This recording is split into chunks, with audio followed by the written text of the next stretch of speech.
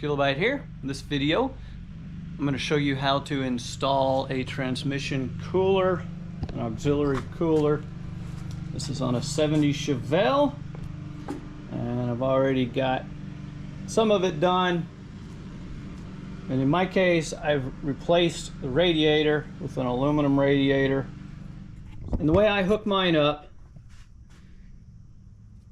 line coming from the transmission goes to the top of the radiator, comes out the bottom.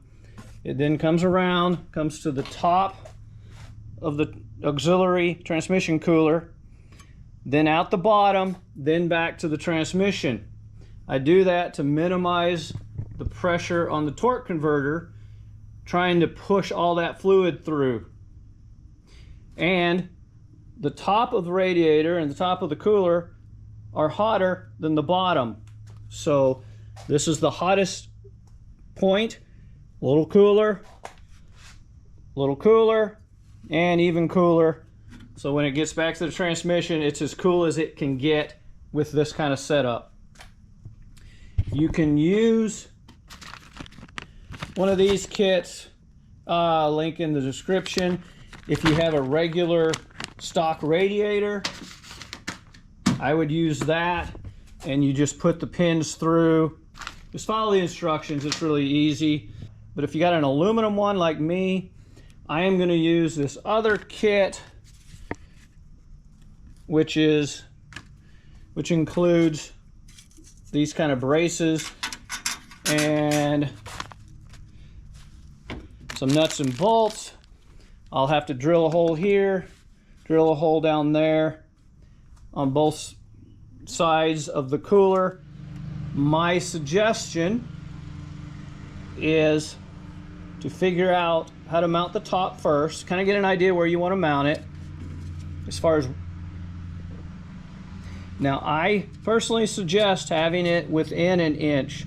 Now, some people will say to have it farther out to limit the amount of ambient heat that's going to come off the radiator onto this, but the fan should be pulling the hot air through, so there should not be a lot of ambient heat. Now, you don't want it touching, but somewhere between an inch and 3/8 of an inch, that is, in my opinion, the best distance. And I've got the top connected. I've still got to do the bottom, so that's going to bring it in like so, and I may have to do some bending, and that should be within my window. So for these holes, I just drilled a 3/32 pilot hole. Don't go all the way through into like any wiring. Check behind it. I have wires. This here runs across behind it. Make sure it's not going to hit that. And you'll notice it's not straight up and down. Kind of goes in like a cross. That's to try to keep it from moving too much this way once I got the bottom ones. If you just go straight up and down, it's going to want to pull one to the side one way or the other, and it won't quite look as good. So I personally prefer more of an X than a H. So on the bottom, I will be drilling again the pilot holes once I figure out where I want it, and putting in the sheet metal screws. A couple other things I'll mention: where you're connecting the hose, if it's got a flared end like the ones on the cooler, one clamp is enough. But you'll see down here, this one does not. There, maybe you can see now, this one does not. So I have 2 clamps just to minimize the likelihood of it leaking. Probably have to drill some holes. You will need a drill in a bit, and I highly suggest a punch and hammer to start it in the right spot. Sharpie to mark where to cut it. Some tin snips. These are really mild. Mark where you want to cut it. And and then cut them. And the right and left are not necessarily in the same length, so I marked them. And by the way, right is passenger side, left is driver's side. It's right and left from sitting in the car, not looking at the front of it like you are when you're working on it. So don't forget when you are sitting in front of it. And you will end up having to put these on and take them off at least once or twice. I don't know if it shows, but I got the pilot hole here. Ugh.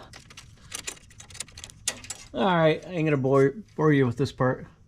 Yeah, could use a little bit of cleanup, but it's not too bad. I did bend these.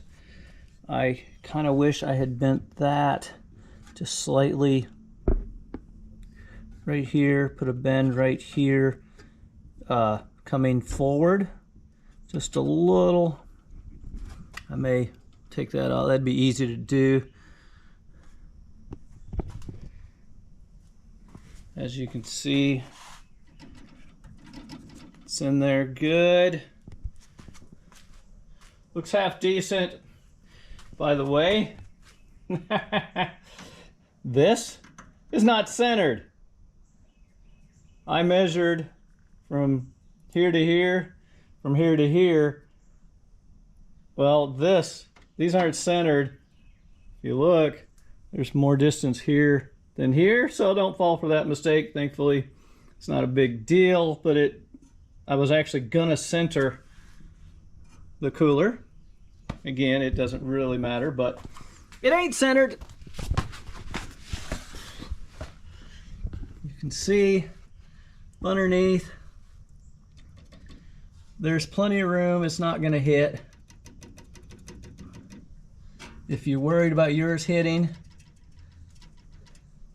you could put a little piece of rubber or something here and here, and I think I am going to pull this off and just put a slight bend forward. That will ensure that it ain't going to hit, but it's not going to move any direction, just a little bit of forward and back. And again, it's not hitting. So anyway, I've still got to put the clamps on, tighten those, but the cooler's on. I could paint these black so they're not quite as obvious. I may do that at some point, but this is definitely more of a roadkill car than a show car. I just want it to work again. Have some fun. So hope that was helpful. If so, please like, subscribe, comment, and good luck with yours.